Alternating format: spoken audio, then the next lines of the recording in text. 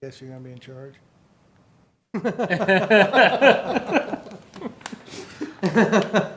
You ready to start? It's 7:10. Yeah. 7:10. We're on? Yeah, Okay, We're so good, I'm right? waiting for the cameras to switch over. Well, it takes like 30 seconds. It's just, it should be fine with starting. It's just, there's a 30-second delay on it. They hire an IT guy that just sits there every meeting. It just stands up It's whenever not we need that, him. it's a systems issue. They were working Yeah. on systems up, switch over tonight. On?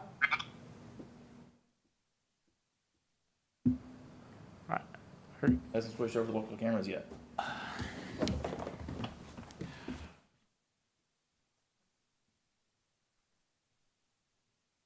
So we think. Well, the reality is Yeah, we're it being doesn't- advertised, doing all sorts of stuff. What the hell? Yeah, it hasn't swapped over at Okay. all. Kill it. Ain't happening. Okay.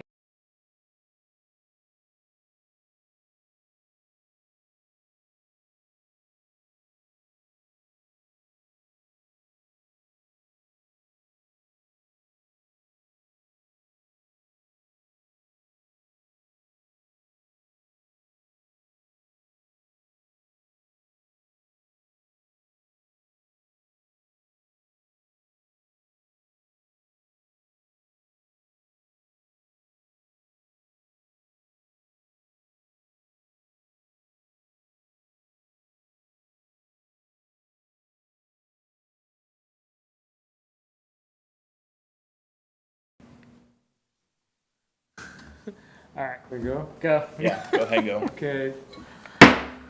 It is 7:12, and they call the May 2nd, 2023 regular meeting of the Franklin County Planning Commission meeting to order. Before we get into the meeting, I will turn things over to staff to discuss meeting format.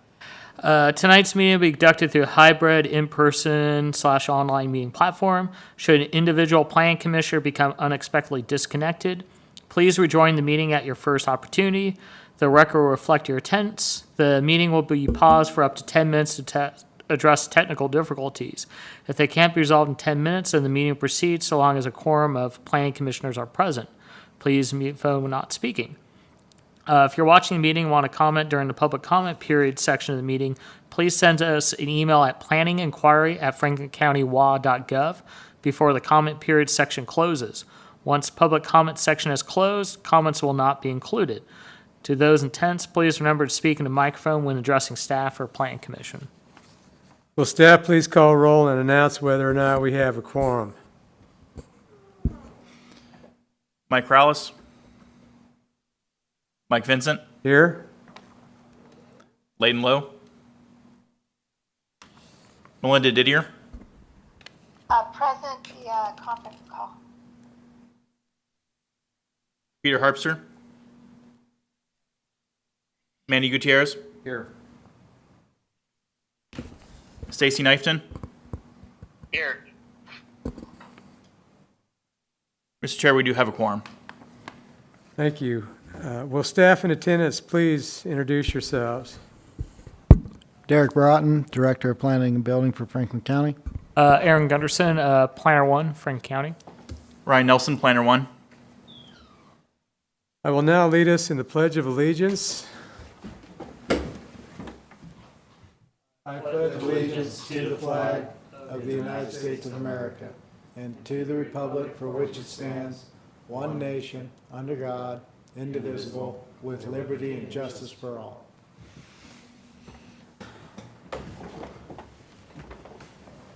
Approval of agenda. I'll entertain a motion to approve the agenda for tonight's meeting. I'll second. Move. I'll move. We have it moved on the approval of tonight's agenda. Looking for a second.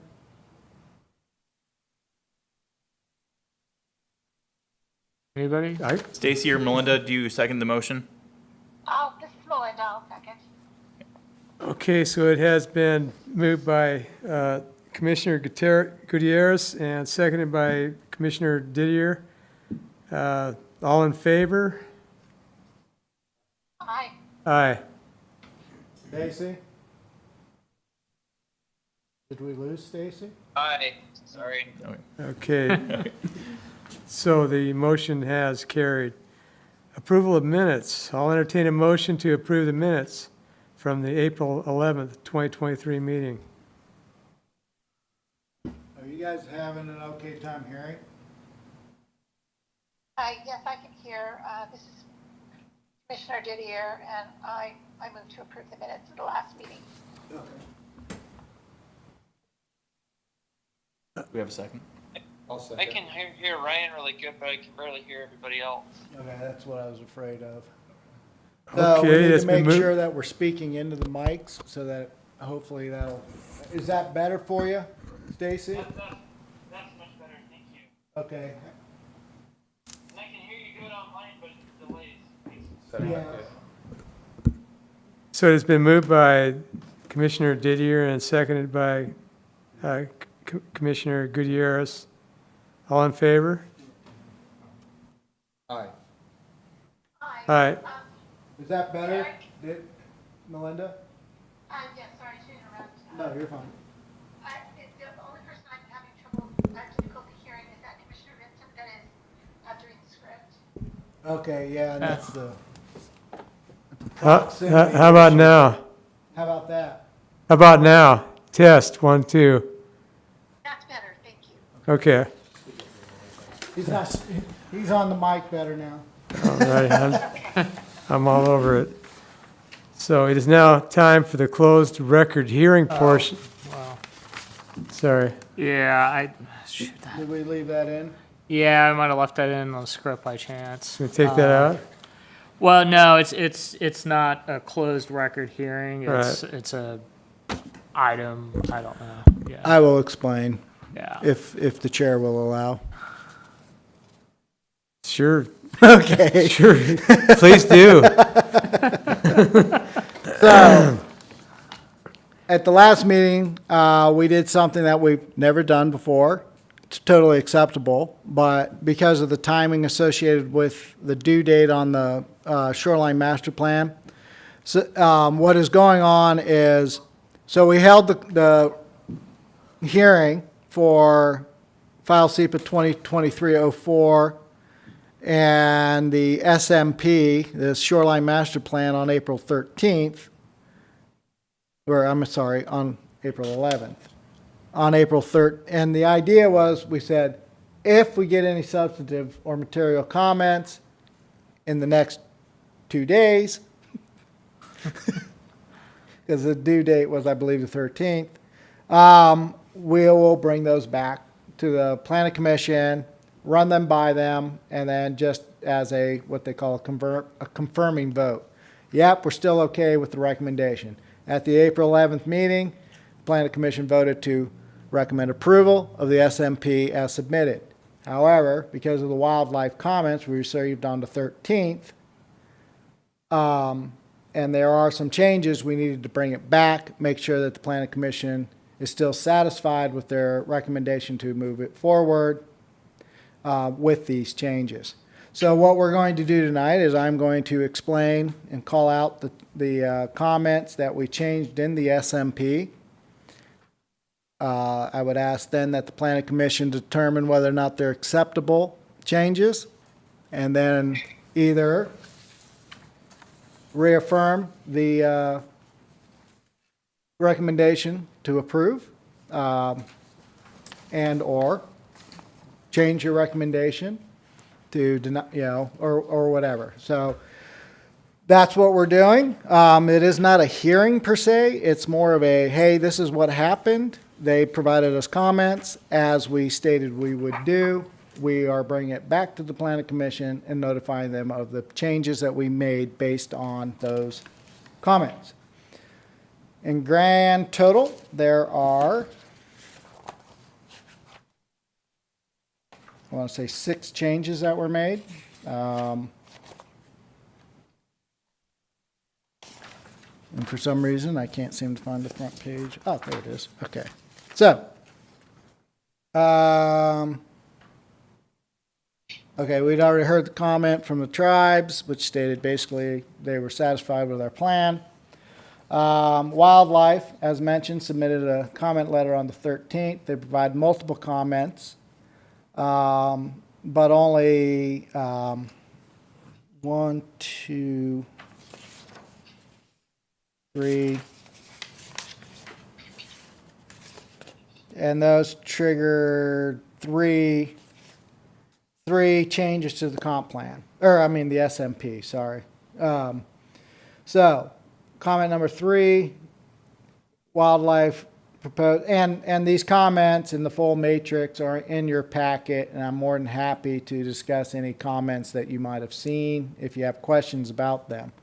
But right now, the comments that we made were, or the changes we made is we changed part 5 and the, okay. Thank you for the opportunity to comment. Update, watching, mission, okay. That's just a salutation. So on page V, they requested that we revise the definition for HPA as follows. Instead of Washington State hydraulic project approval permits, they asked that we strike out Washington State and permits. And then in 18.16040 A2 subsection A, revise as follow: Washington State hydraulic project approval permits HPA. Which actually turns out that's actually in, according to our insert, they used the wrong citation, and it's in 18.16040B2A, not A2A. But we did make that revision as suggested.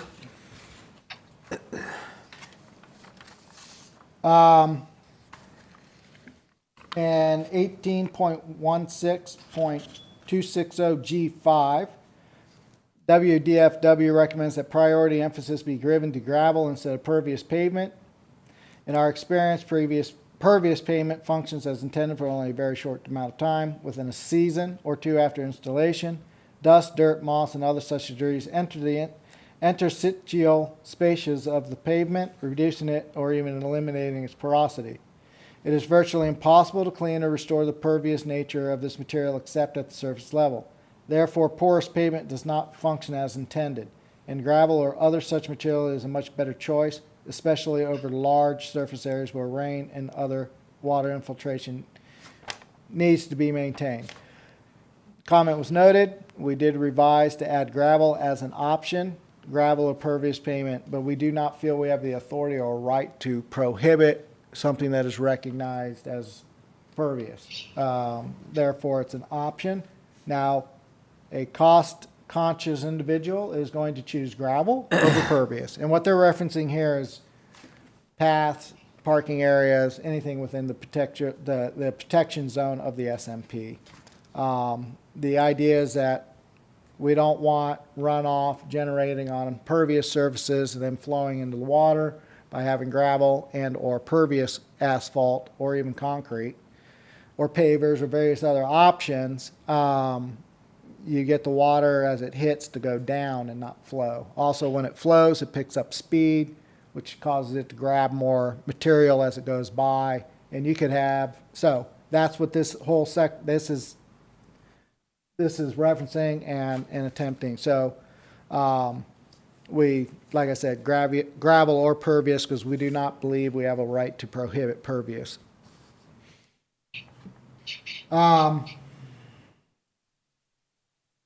Then comment 7, 18.16.350C6. They request a new bullet point in this section which outlines the need to elevate potential dredging impacts to fish life.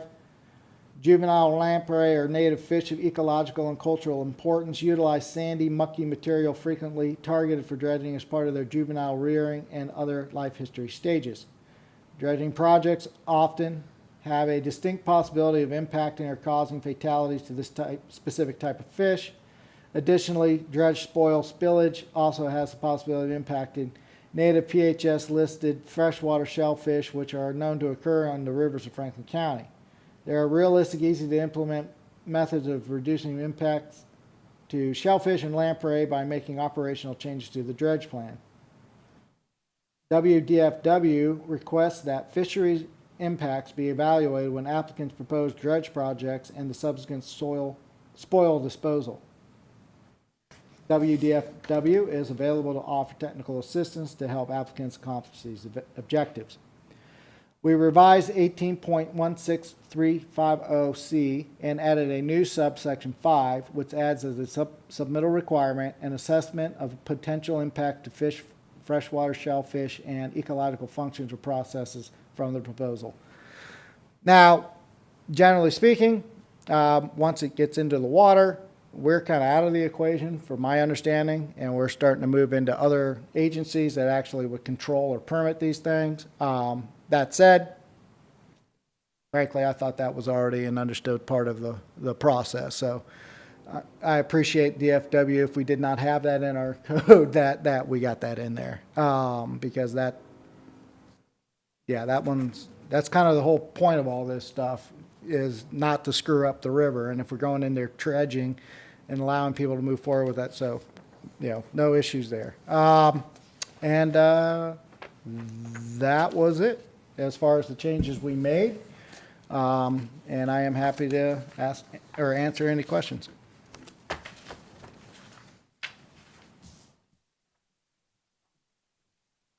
Derek, I have a question. Yep. I believe it's page 2 of their letter back to you. And it's section 18.16.420, parenthesis B, parenthesis 2. WDFW would like to request additional information on how Franklin County will decide which sites have fragile and unique shoreline conditions, including high-quality wildlife habitats. How will this be evaluated and by whom? And I didn't see where that was addressed or answered, so I was just hoping you could clarify that for me. Well, first part of the SMP permitting process is for me to make a look. Okay, so I go out there and I look at the rules and this, that, these, those.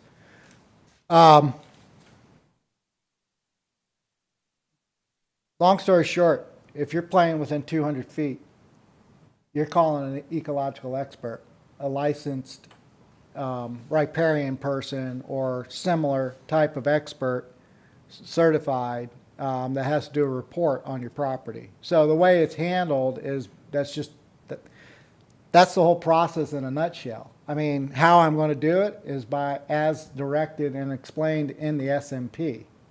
It articulates the steps that I'm going to take when certain triggers are. So I'm a little confused even by the question that they're asking, because how would I decide it? It's going to be on a case-by-case basis, and it's going to be by biologists that have the authority to make those determinations. And so that's how we would do it.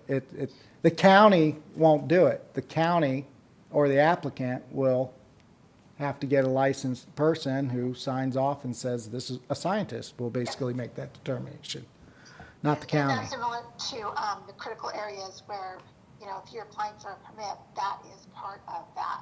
Exactly. Yep. Permit process. Yep. Okay. Yeah, perfect. And then I just had one other question. It's mostly just a definition, Mhm. and it's probably my understanding. I think this is also on their letter, and up at the top it says page 100 of 214, and it's the mining section. So you're talking about in the actual SMP 100 of 214? Yes. Okay, mining. Yes, and it says mining, and then of course it has that change, about the being prohibited. But it says waterward of the Ordinary high water mark. Yes, I know That means in the water. Water, okay. Yeah. So mining is just prohibited in the water, but it's not, outside that 200, that No. normal No, 200 mining is protected. You have three types of all tax, well, not all tax, but you have resource mining lands, mineral, resource timber, and resource agricultural. We don't have timber, but we have the other two. But no, mining wouldn't be permitted in the river. Well, I can't say that. It wouldn't be through our process. Somebody else may authorize it, but we don't have authority in the water. So once the water starts, we have no authority. We have authority on the shoreline. And we have authority to things that are touching the shoreline while they're on the shoreline. You know, but once it's in the actual wet, and actually, frankly, once it goes beyond this high water mark, our authority is, it's not a matter of discretion on our part. It's mandated and/or a completely different agency takes over.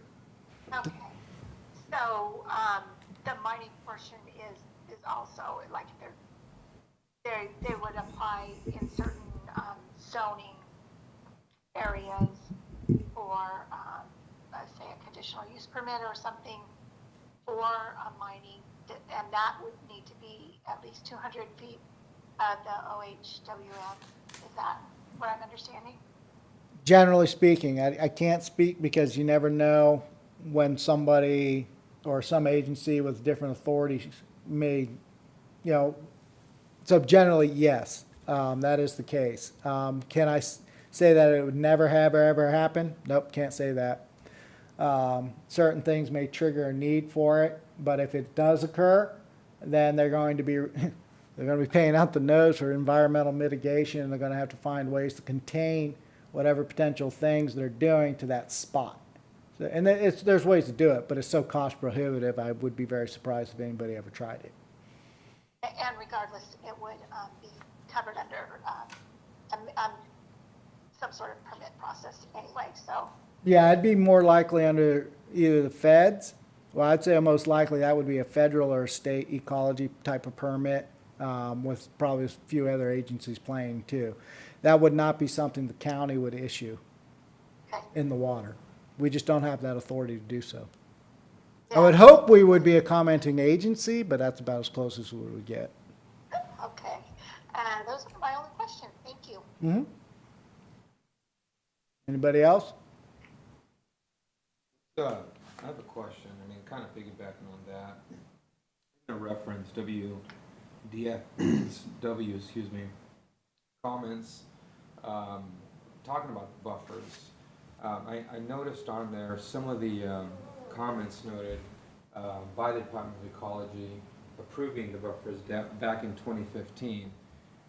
Isn't this I mean, what's the Department of Ecology's role in the SMP when it comes to They control it. buffers? We cannot adopt our SMP unless it's approved by Ecology. Ecology sets the rules for us. Ecology approved our 200-foot setbacks. Therefore, we're keeping them.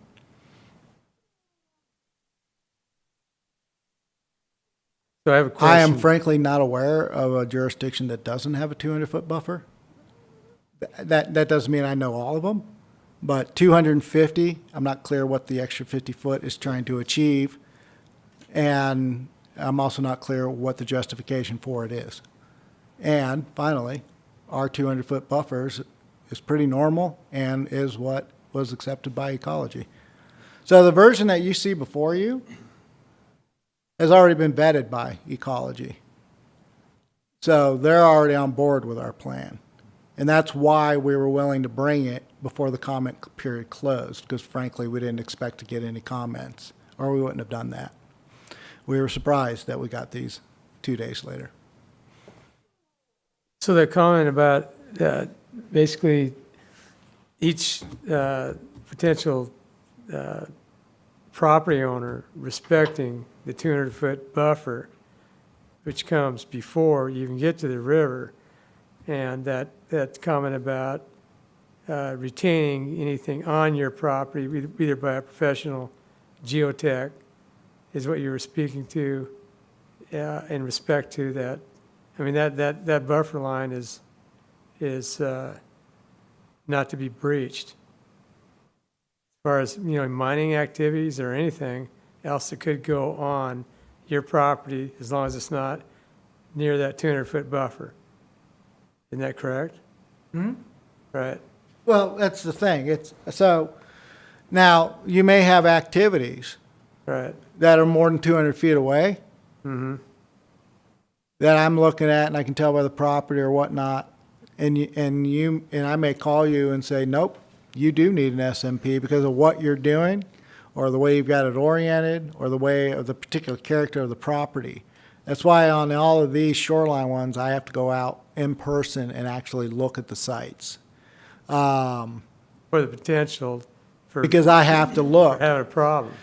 Exactly. Right. So residential uses, as long as they're 200 feet away, not an issue. We start getting into other types of uses, commercial or industrial of any sorts. Those can be located too. Sometimes you have to locate industrial facilities on a river because of the nature of what it is they do. However, it goes through an extensive, I mean, we're not talking a SEPA. Right. These are EISs,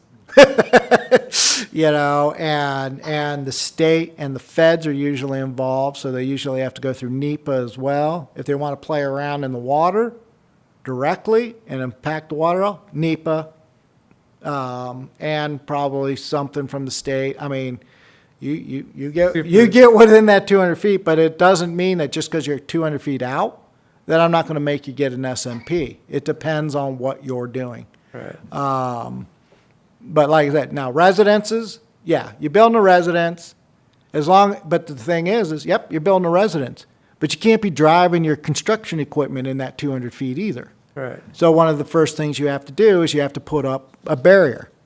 And that barrier, it's not a barrier that'll keep anything out. It's a runoff barrier, so you'll put in what they call baffles, and there's different types of these things, and that catches if any runoff goes down, it gets caught in those. They're silt control systems, basically. It also tells your construction crew, don't go past this line. Because if they drive their vehicle down there, they're going to have to fix it. And then they're going to have to fix it, not according to what I say, but according to what the state says. And because they were told, don't go there, you went there, now you got to fix it. Because that area, that 200 feet, that's basically sacrosanct. And if you stay at least 200 feet away, generally any activity is going to be, it's not going to get there. And if it is, then it's my job to make sure that you're doing whatever it takes to make sure it doesn't get there. So, but yeah, that 50 foot, we don't know that we can even actually, I mean, this is the standard, this is what we've always had. We've got all sorts of things in that 200-foot zone, and then all of a sudden, for an unclear reason, bump it to 250. So.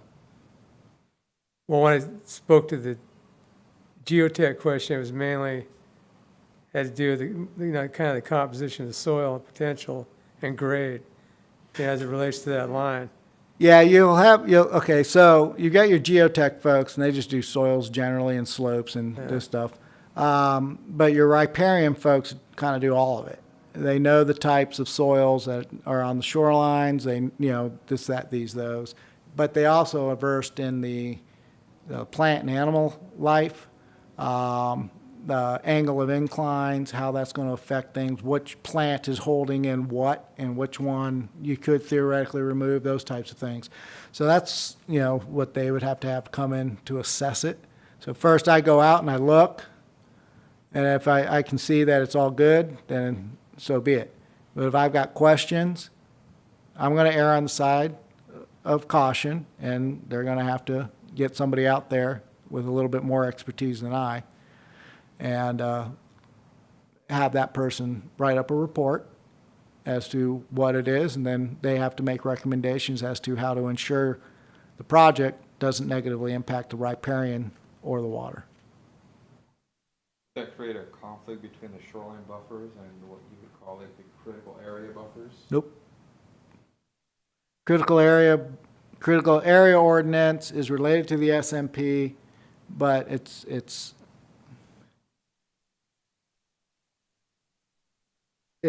in this case,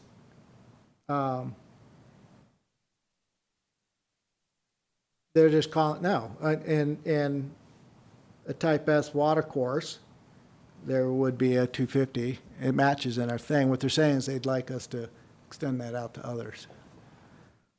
The extra 50 feet.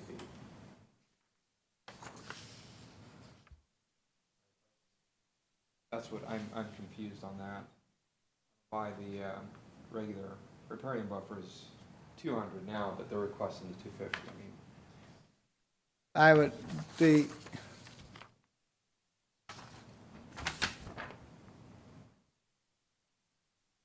that extra because 50 Ecology approved this during the last comprehensive update, and they did not recommend or suggest or require us to increase them. When we increase setbacks and buffers, we reduce the usability of people's property. And if I don't have a good justification for doing so, I'm not going to. And just because I want it.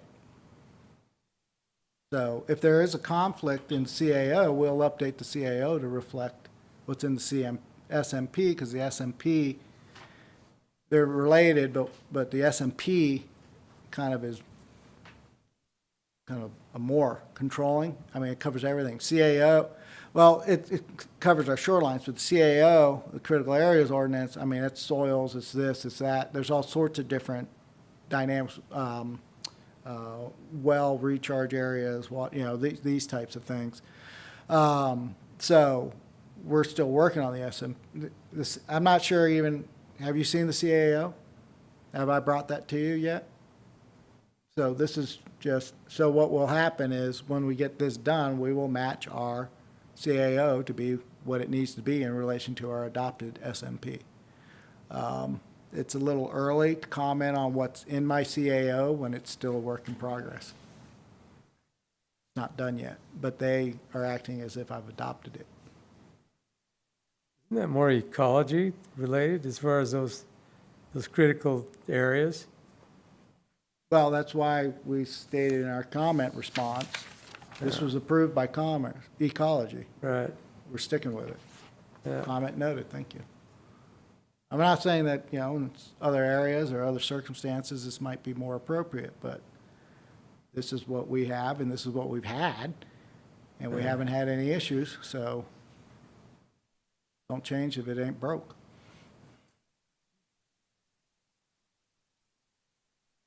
And also, you start running into potentialities of issues if you go and all of a sudden move the buffers. Now I've got a bunch of non-conforming uses.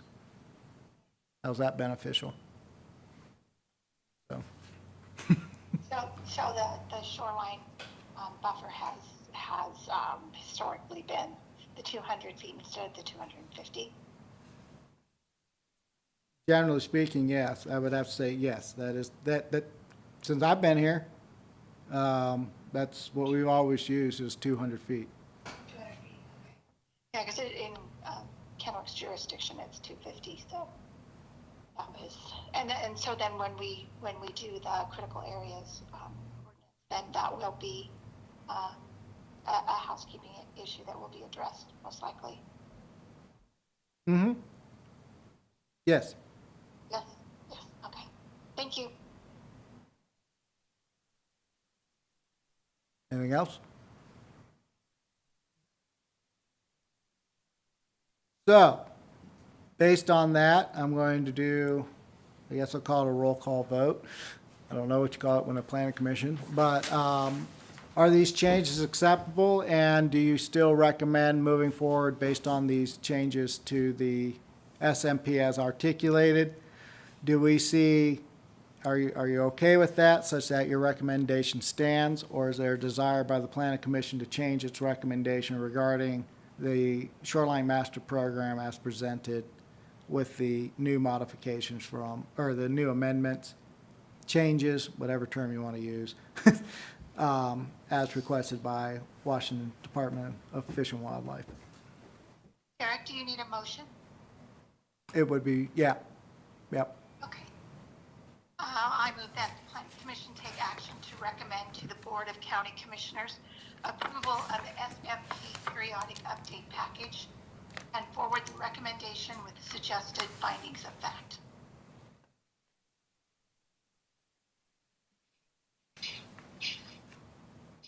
We have a second? I will second.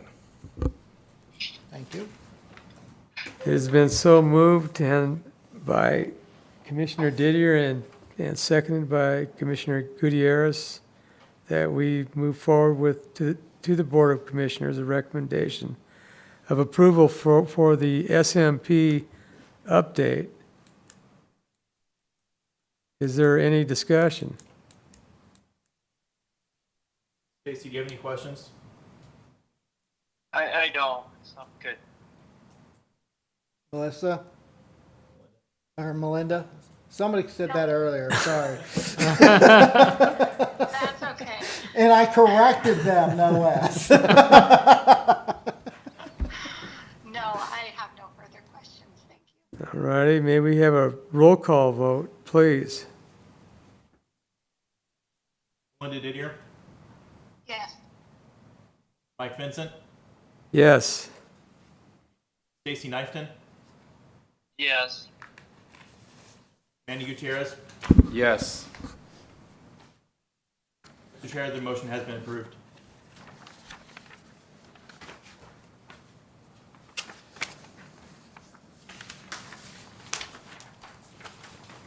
Okay, so see, is there a member of the audience who wants to comment on items not listed on the agenda?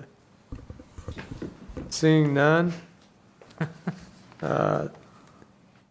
sorry, I didn't hear any of that. He's calling for whether there's a member of the audience who wants to comment on items not listed in the agenda. However, there's nobody in the audience and there's nobody on the phone, so, because our phones don't work. Also, based on the attendance at the last meeting, when we actually had the public hearing on this matter and the fact nobody was here for it. Actually, there was a couple that showed up, but by the time the hearing came, they realized they had an issue with the core and we couldn't help. That our plan wouldn't help them with with the core, because different jurisdiction.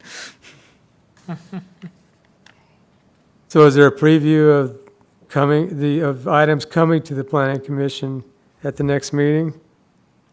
Yeah, the next meeting, I think we're going to be bringing back that text change, 2020-02. PUD.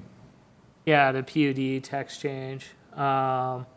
Yeah, because we, I didn't hear that part, sorry. We'll be bringing back a PUD text change request that we actually received in 2020? yeah, back in 2020, and then we had, Oh, yeah. well, and then we had taken it to the Planning Commission back 2021. It passed, and then kind of got dropped because of a bunch Kinda of had a other. heart attack, and then when I came back, things were chaotic with the new, long story short, I dropped the ball and didn't get it to the board. So basically, we started that process over. There were some questions, so I needed the Planning Commission to review to make sure, because the Planning Commission had changed significantly since then, and frankly, nobody remembered what they had voted on 2 years ago, so we pushed it to June for because we didn't have time to get the notice out for a May hearing, so it's now been moved, and then I'll move that. So that's coming next month. And then also, go ahead. I'm sorry, is this the item that had some discussion over the open space requirements? Correct, that's what the request is for, is to reduce the PUD requirements open space to get the 20%, Or 35 down to 15, or, yes, but Yeah. to get the 20% bonus of density, you had to reduce the,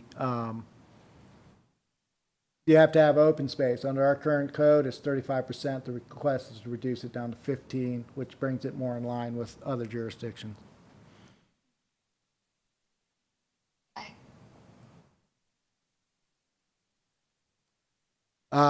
We'll also maybe, I'm gonna be trying to get the pool fence reduction request to you guys. The board has directed me to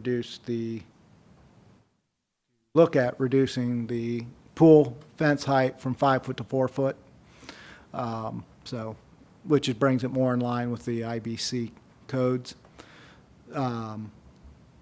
So, and I know that there are the reason it came to the board was I had various landowners that were requesting to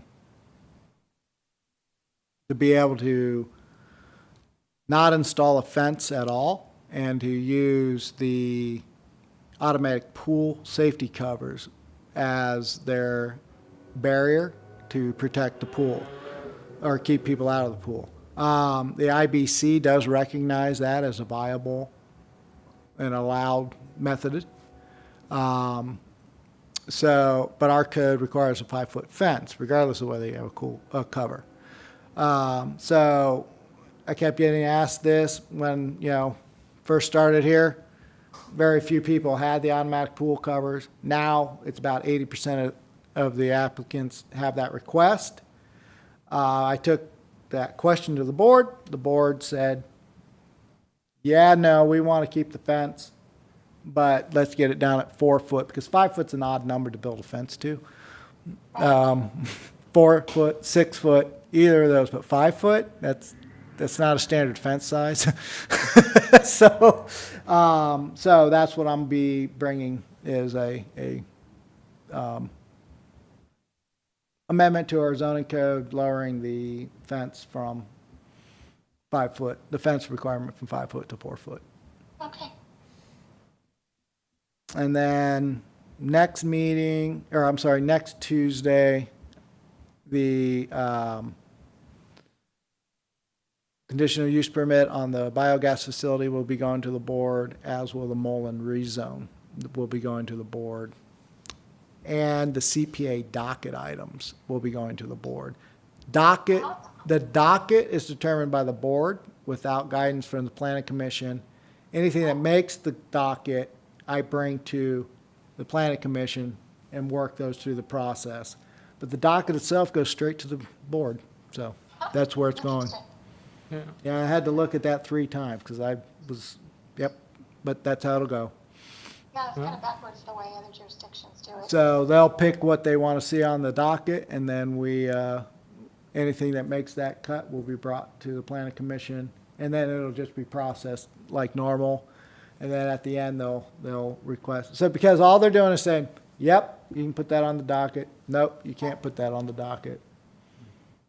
But the actual review and stuff hasn't been done yet. You say it goes to the board first? Correct. The docket does. Yeah, but that's not, that portion is not public hearing. No, well, it's a public hearing. No, People can it's a go. public meeting, but it's not public testimony for the docket review, generally, correct? Right, yeah, it'll be a hearing, but it's not an open public hearing where the parties will have their hearing if they make the docket. So that's when the item gets heard. So Are you saying it goes to the commissioners first? the docket, That when it goes to the commissioners first for the docket? Is that what that means? Or do I have the that docket backwards? is the list. Okay, I can only make one comp plan amendment per year. So what Okay. you do is all the people that want to get in, they submit their applications. Then the board looks at it and goes, yep, we can do that this year. Because an annual amendment cycle, which is what we're in, is an option. There's no requirement that the county does it. So, and our development Title 14 states that the docket goes straight to the board. So the docket is merely the list. Okay, Now, they get the full application submittal and everything else, so they can look at our analysis and determine whether or not, our, whatnot, and they'll make their recommendation. If it makes it on the docket, then what happens is it then just goes through the normal process. We then will do the SEPA review, bring it to the planning commission for its recommendation. So all it is they're putting it on the list. They're not approving or disapproving the application. But in a way, because it just like, for example, just because it doesn't, if they deny something and it doesn't go on the docket this year, doesn't mean that they won't. It may be because it's not ripe. It may be because there's a million different reasons. It doesn't mean necessarily that the application is wrong. And it doesn't necessarily mean that the board does or does not support the idea. That's not what it's about. It's about this is the list of things that they were applied for. We want to move them forward or not. And it's legislative, and it's purely up to the board as to how they want to move those things. We're going to be starting our comp plan. Okay, so our next update cycle is due June 30th, 2026. So our next update, we'll be probably starting to work on it next year. So, yep, that's really, I think, what's coming up right now. And isn't it true too, Derek, that for the Board of Commissioners, the docket review, they are, generally given a list of criteria for these different applications to meet that They are provided, standard? they are provided with the list of in Title 14, it articulates the things that the commissioners need to weigh against. If the commissioners deny an application, then they must come up with findings of fact and articulate why it was denied. If they approve a docket item, then they don't, and it just moves forward. And we, the planning committee, staff, as usual, will suggest findings of fact. The planning commission will establish and make their final recommendation on the findings of fact, and then the board will make its decision and articulate, just like any other process. Right.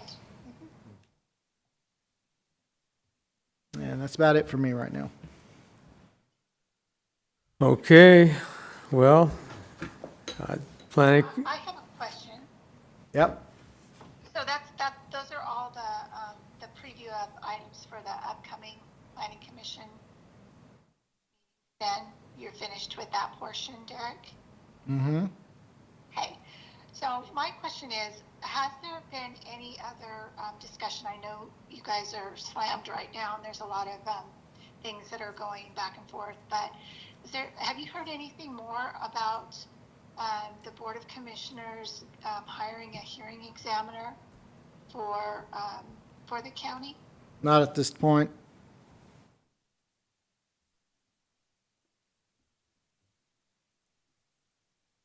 I mean, we just got a new county administrator, so I don't know that that's even on his radar right at the moment. Right. what's a hearing examiner? What's a hearing examiner? Yeah, A hearing examiner is usually a judge or a lawyer that will basically hear certain items. For example, let's say rezones, because a rezone, if the comp plan, underlying comp plan designation matches to the requested rezone, you kind of don't have I mean, that's what we said we wanted there. Subdivisions, that's a different story. But generally a hearing examiner will look at the things that are based on law. And then the things that are like regulatory, like changes to our codes or things like that will still be handled by the planning commission. So it takes some of the things off. It removes the political nature of things in some circumstances. And it's looked at purely through a lens of, because they have no vested interest. They just, so there's a hearing held before them, just like you guys. Both sides get to speak. They take all of that, they look at the law, they look at the comments, they look at our regulations, and then they kick out a report, usually within about a week. And that's the recommendation that then goes to the board. It's kind of an arbitrary type of It's process, arbitration type thing. yeah, and it's, you know, I don't know if the county's ever gonna wanna go there or not. Is that a discussion that's been brought up to the county before? Or what was the reason for the question, Melinda? I was gonna say, you'd have to ask Melinda why she asked the question. Yeah. Actually, I did have a discussion. I called in to, it's probably been a year ago, maybe, to one of the commissioner meetings and just encourage them, because they also had it on their agenda to talk about it, hiring a hearing examiner. What's really, I think, a benefit to the county to have a hearing examiner is some of the reasons that Derek stated. It's generally a land use attorney. They go strictly by the jurisdiction's codes when they make their decisions, and generally they are for subdivisions and sometimes conditional use permits, things of that sort. Usually zone changes and comp plan amendments stay with the planning commission and the hearing examiners, because it completely takes out that human, a lot of times we're just volunteers. We don't really, have that expertise for large projects like big subdivisions and things like that. And the hearing examiner, that's all they do. They hold a public hearing. They have, like Derek said, applicants, any proponents, give their testimony, and he hears all the testimony. Everyone's sworn in, just like you do when you're testifying in court. And he takes the staff report, all the exhibits, all the information back, and renders a final decision. And if the parties that disagree with it, then they have, I believe it's 20 days to file an appeal, and that would be to the court system. So you're Well, basically it's saying- actually, it depends on how you get it set up. Got it. So you're Right. basically saying, take an educated approach, or somebody who's educated furthermore in the legal portion of these decision-making in front of quorum, so the quorum can make bigger, or decisions, more But that's- educated decisions is what you're saying. But that's a decision and a discussion that is above my head. I would be involved in that discussion, but the board and the county administrator would determine if and when they desire to go down that path. To go down that road. Yeah, I was just wondering if there had been any more discussion about it, because it just seems like it would, moving forward, it might be something that would be a benefit to the county. So. I could see it as kind of a two-edged sword myself. It doesn't matter because we're not going to make that decision. Right, I mean, I could see, yeah, So I'd rather just move on from that discussion if it's okay. Yeah. You'll be sending, have you sent already agenda items for the next meeting? No, those come out about a week before the Yeah, I meeting. know, I just want to make sure I haven't missed anything, because my email, we switched Microsoft, anyway, so, Yeah. good, thank you for answering. Okay. Yeah, and just let us know if it's, if you're having issues, yeah. we good? I'm good. Yeah. Then the planning commission meeting is adjourned at 8:04 PM.